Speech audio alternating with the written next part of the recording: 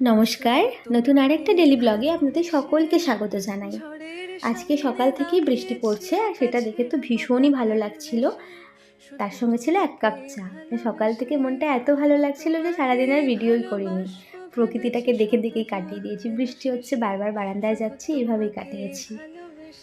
সন্ধ্যাবেলা রেডি হয়ে যাচ্ছি, মা আর আমি একটু বেরোবো। অনেক দিন মা আর আমি কোথাও বেরোইনি। নদীর ধারে যাওয়ার ভীষণ ইচ্ছা করছিল।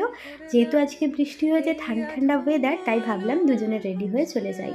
আজকে দুজনে ঘরে একাই ছিলাম, বাবাও ছিল না, ভাইও ছিল না, সেই জন্য দুজনে বেরিয়ে পড়েছিলাম। প্রথমেই গিয়েছিলাম ফোনের দোকানে, ওখান থেকে তারপর চলে গিয়েছিলাম আমাদের এখানে কালীবাড়িতে। আমাদের এখানে কালীবাড়ির পাশ দিয়েই বয়ে গেছে ভাগীরথী নদী। সেখানে বসেই আমরা ছোট থেকে এখনো পর্যন্ত এই গরমের সন্ধ্যাটা ভীষণ ভালোভাবে কাটাই। মা বললো চ আগে ফুচকা খাই। ফুচকা টুচকা খেয়ে তারপর কালীবাড়ির ভেতরে ঢুকেছিলাম।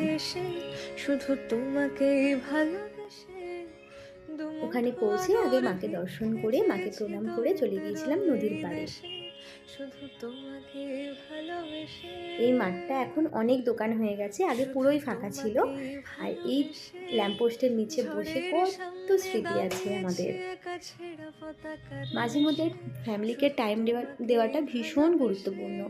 বাবা মাও অনেক কিছু এক্সপেক্ট করে আমাদের কাছ থেকে, আমরা সেটা করতে পারি না। তবে ছোট ছোট ইচ্ছা পূরণ করলে নিজেদের এবং বাবা মায়ের সবসময় ভালো লাগে। মানে হয়তো আমাদের কাছে সেই টাইমটা থাকে না, তবে যতটুকু টাইম পাওয়া যায় ততটুকু নিজের ফ্যামিলিকেই দেওয়া উচিত। এই আধো আলো আধো ছায়া দু চোখ ভরে না,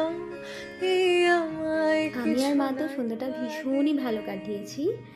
এই নদীর পাড়ে বসে বসে কতক্ষণ যে বসেছিলাম, মানে বোঝাই গেল না টাইমটা চলে গেছে। তারপর বাড়ি আসার জন্য উঠে পড়েছিলাম, বাবাও বাড়ি ফিরতো, তাই দেরিও হয়ে যাচ্ছিল, অনেকটা আসতেও হতো, সেই জন্য উঠে পড়েছিলাম।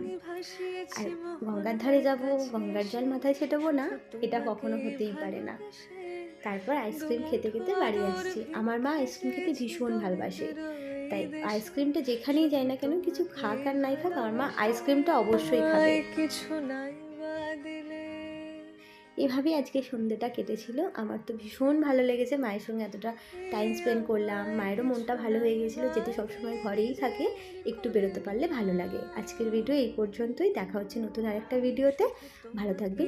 ভালোবেসে শুকনো নদীতে ডিঙি ভাসিয়েছি মোহনার কাছে এসে, শুধু তোমাকে ভালোবেসে।